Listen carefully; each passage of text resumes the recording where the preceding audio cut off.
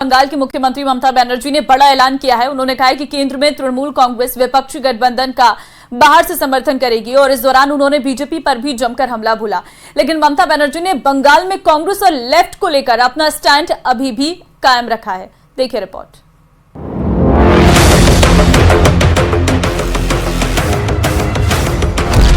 बदल गई ममता के सुरों की धार। एक तीर से किए कई शिकार। बाहर से समर्थन का ऐलान। अगर बनी INDIA की सरकार।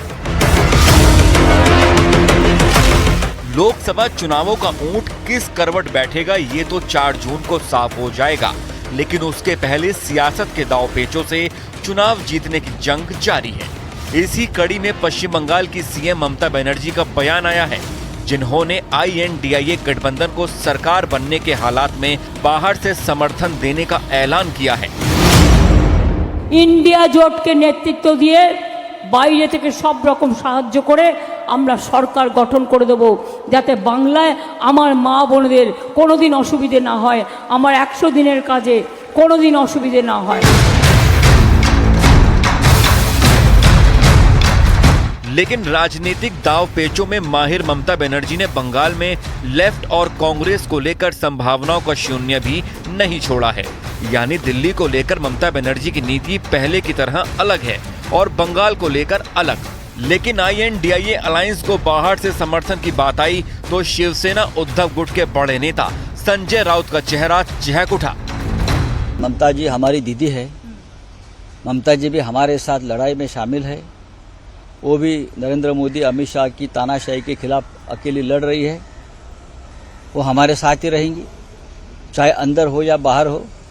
ममता जी हमारी दीदी है और वो दीदी ही रहेंगी। राजनीति की बिसात पर ममता बनर्जी का दाव भले ही नया हो, लेकिन अमित शाह के पास बंगाल से निकली हर बात का जवाब होता है।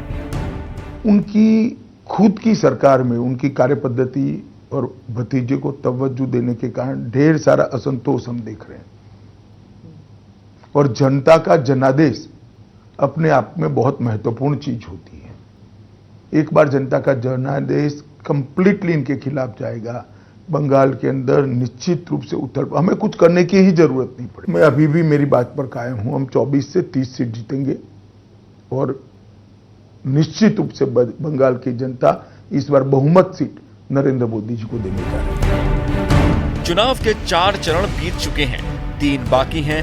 जाहिर है सियासत के दांवपेच भी अब और तेज होने वाले हैं, क्योंकि आखिरी 3 चरणों की ये बाजी नतीजों की पटकथा लिखने वाली है।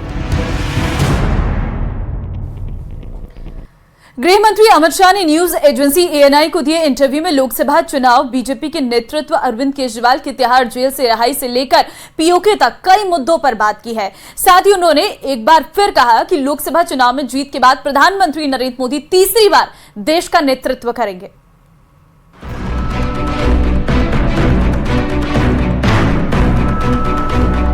पाक ऑक्यूपाई कश्मीर भारत का हिस्सा है और इस पर हमारा अधिकार है कि जिसका बुरा समय आता है भगवान सबसे पहले उसकी मति हर लेता है। कांग्रेस पार्टी के साथ शायद यही हुआ। नरेंद्र मोदी जी ने घर में घुसकर मारा। UCC हम लाएंगे। हमारे संकल्प पत्र का एक अहम मुद्दा है, एक देश एक चुनाव का नियम भी हम लाना चाहते हैं। न्यूज एजेंसी ANI को दिए इंटरव्यू में अमित शाह ने कई अहम मुद्दों पर खुलकर बात की। इस दौरान अमित शाह ने दिल्ली के CM अरविंद केजरीवाल की रिहाई और आम आदमी पार्टी सांसद स्वाति मालीवाल के मुद्दे पर वो बोले। अमित शाह ने कहा है कि दिल्ली के मुख्यमंत्री अरविंद केजरीवाल को दी गई अंतरिम जमानत एक नियमित फैसला नहीं था। उन्होंने दावा किया कि कई लोगों का मानना है कि अरविंद केजरीवाल को स्पेशल ट्रीटमेंट दिया गया है। वो कैंपेन में तो कह रहे हैं कि अगर झाड़ू पे वोट लगेगा तो उन्हें जेल जाने की जरूरत नहीं होगी। देखिए, तो मैं तो मानता हूं कि सुप्रीम कोर्ट का स्पष्ट रूप से कंटेम्प्ट है। इनका कहने का मतलब है जो विजयी होता है सुप्रीम कोर्ट उनको दोषी होने के बावजूद भी जेल नहीं भेजती। अब जिन जज साहबों ने उनको जमानत दी है उनको ये सोचना है कि उनके जजमेंट का क्या उपयोग या दुरुपयोग हो रहा है। आप उस जजमेंट के बारे में क्या कहेंगे? इंटरिम बेल, देखिए, सुप्रीम कोर्ट को अधिकार है न्याय की व्याख्या करने का, पर पहली बार हो रहा है कि मगर मैं मानता हूं ये रूटीन और नॉर्मल प्रकार का जुडिशियल जजमेंट नहीं है। काफी लोग देश में मानते हैं कि स्पेशल ट्रीटमेंट दिया गया है। जो उत्तर प्रदेश में इंडिया अलायंस में एक नई जान आ गई है जब से केजरीवाल आए हैं, उनका नैरेटिव थोड़ा अग्रेसिव हो गया है, क्या ये आप मानते हैं? अभी तो वो कोई अलग इश्यू में ही फंसे हैं, थोड़ा इनको फ्री हो जाने दीजिए, बाद में देखो क्या होता है। पर वो जिस इशू में फंसे हैं वो राज्यसभा की मेंबर हैं स्वाति देखिए, जी। मैं इस पर टिप्पणी करना नहीं चाहता। अगर कोई पुलिस को कंप्लेन करता है तो पुलिस उसका संज्ञान देगी, मगर मैं इतना ही कहता हूं कि अभी उनको बेचारे को जिस इश्यू में फंसे इससे निपटारा लाने दीजिए, काहे को ये सब में उलझाती है। गृह मंत्री अमित शाह ने कांग्रेस नेता राहुल गांधी को लेकर हुए सवालों पर भी जवाब दिया। उन्होंने दावा किया कि 4 जून को जनता जब अपना फैसला सुनाएगी तब राहुल गांधी छुट्टी पर चले जाएंगे और मोदी पीएम पद की शपथ लेंगे। इसके साथ ही उन्होंने राहुल गांधी के वायनाड और रायबरेली से लोकसभा चुनाव लड़ने पर भी बयान दिया। उन्होंने कहा कि राहुल को चुनाव से पहले बताना चाहिए था कि वो 2 सीटों पर चुनाव लड़ने जा रहे हैं। 4 तारीख को देश की जनता फैसला सुना देगी, इसके बाद ये विवाद ही समाप्त हो जाएगा। वो छुट्टी पे चले जाएंगे, मोदी जी शपथ लेंगे और सरकार चलने लगेगी। देखिए, कोई भी चुनाव तो कहीं पर से लड़ सकता है, मगर राहुल गांधी जी ने वायनाड से वोटिंग के पहले कह देना चाहिए था कि मैं 2 जगह से लड़ने वाला हूं। ये हाइड करना मेरे हिसाब से ठीक नहीं है लोकतांत्रिक दृष्टि से। वो भी वो कर सकते हैं, परंतु मुझे ठीक नहीं लगता। वायनाड की जनता को कहना चाहिए कि मैं 2 जगह से लड़ने वाला हूं, आप आपका फैसला करिएगा, इसमें क्या आपत्ति हो सकती? वायनाड का चुनाव पैक होने के बाद जब पोस्ट पोल सर्वे की जानकारी में खतरा दिखता है और फिर आप रायबरेली आते हो, तो मैं मानता हूं वायनाड के मतदाताओं के साथ अच्छा नहीं है। इसके साथ ही गृह मंत्री अमित शाह ने दावा किया कि इस बार के चुनाव में पश्चिम बंगाल में बीजेपी 24 से 30 सीट जीत रही है। यही नहीं, उन्होंने यूसीसी को अहम मुद्दा बताते हुए इसे लाने का भी दावा किया। मैं अभी भी मेरी बात पर कायम हूं, हम 24 से 30 सीट जीतेंगे और निश्चित रूप से बंगाल की जनता इस बार बहुमत सीट नरेंद्र मोदी जी को देने जा रही है। यूसीसी हम लाएंगे। हमारे संकल्प पत्र का एक अहम मुद्दा है कि इस देश में एक देश एक चुनाव का नियम भी हम लाना चाहते हैं, इस पर भी चर्चा होनी चाहिए। और हमारे चुनाव का ये अहम मुद्दा है कि आने वाले दिनों में हम धर्म विशेष के कानूनों को, पर्सनल लॉ को नहीं आने दें। गृह मंत्री अमित शाह ने रामलला के प्राण प्रतिष्ठा के बहिष्कार का भी मुद्दा उठाते हुए इंडिया गठबंधन पर तगड़ा हमला बोला। उन्होंने कहा कि अल्पसंख्यक वोट बैंक के डर से इंडिया गठबंधन ने ऐसा किया। मुद्दा तब बना इस इलेक्शन में राम मंदिर का कि जब प्राण प्रतिष्ठा हो रही थी, सभी राजनीतिक दलों को निमंत्रण भेजा गया।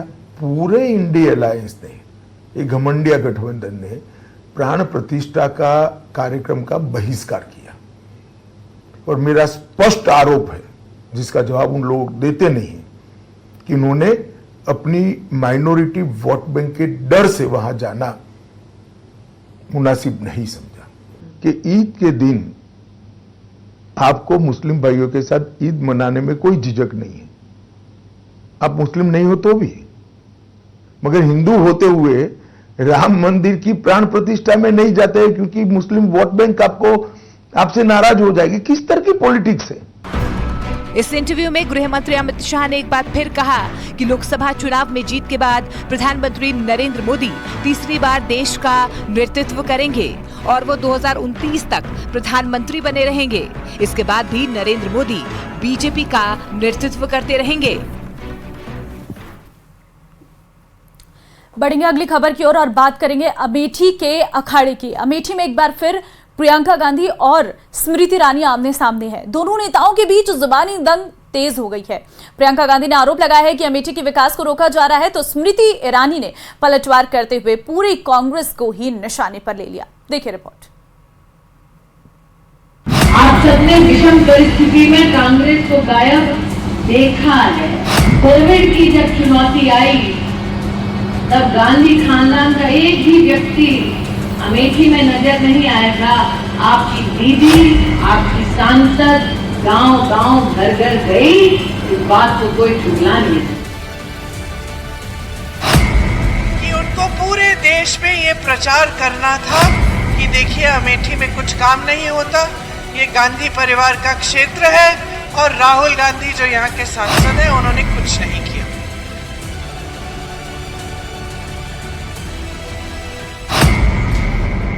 कभी स्मृति ईरानी की ललकार, कांग्रेस ने कह दिया कि अगर राम भक्त एक भी वोट डालेगा कांग्रेस के पक्ष में तो वो मंदिर के निर्माण का निर्णय बदल देंगे। कभी प्रियंका गांधी की हुंकार, कि उनको पूरे देश में ये प्रचार करना था कि देखिए अमेठी में कुछ काम नहीं होता। अमेठी के रण में स्मृति वर्सेस प्रियंका की जंग। देश की हॉट सीट में से एक अमेठी का सियासी पारा चढ़ता जा रहा है। यहाँ बीजेपी और कांग्रेस ने चुनाव प्रचार में पूरी ताकत झोंक दी है। मंगलवार को अमेठी में प्रियंका गांधी और स्मृति ईरानी में तीखी टकरार देखने को मिली। कि उनको पूरे देश में ये प्रचार करना था कि देखिए अमेठी में कुछ काम नहीं होता। तब गांधी खानदान का एक भी व्यक्ति अमेठी में नजर नहीं आया था। आपकी दीदी, आपकी सांसद गांव-गांव, घर-घर गई, इस बात को कोई ठुकरा नहीं सकता। दरअसल प्रियंका अमेठी में एक सभा को संबोधित कर रही थी। इसी दौरान उन्होंने स्मृति ईरानी पर जमकर निशाना साधा, साथ ही उन पर झूठ बोलने और अमेठी का विकास न करने का भी आरोप लगाया।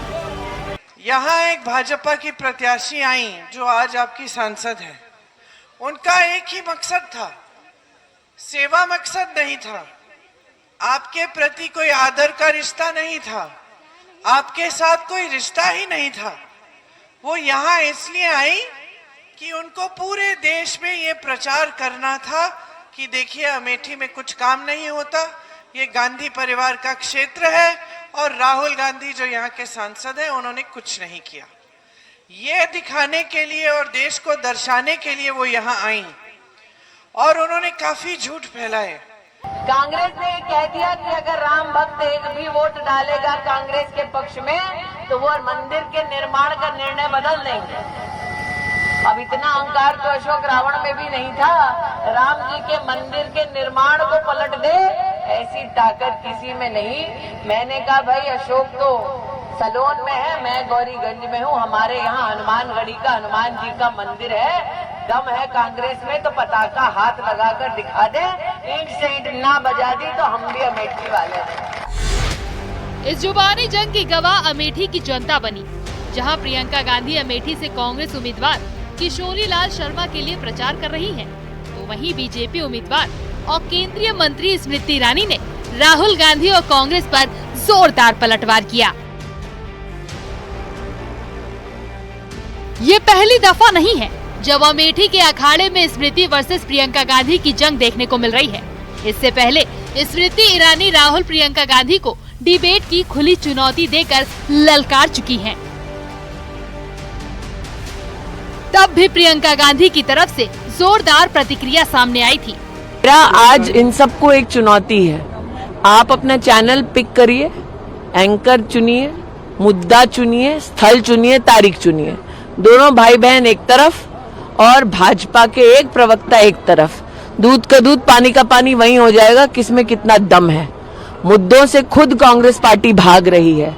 अगर मुद्दों पर बात करने का दम है, पुनः कहती हूँ, चैनल बताएं, रिपोर्टर बताएं, स्थल बताएं, तारीख बताएं, मुद्दा बताएं।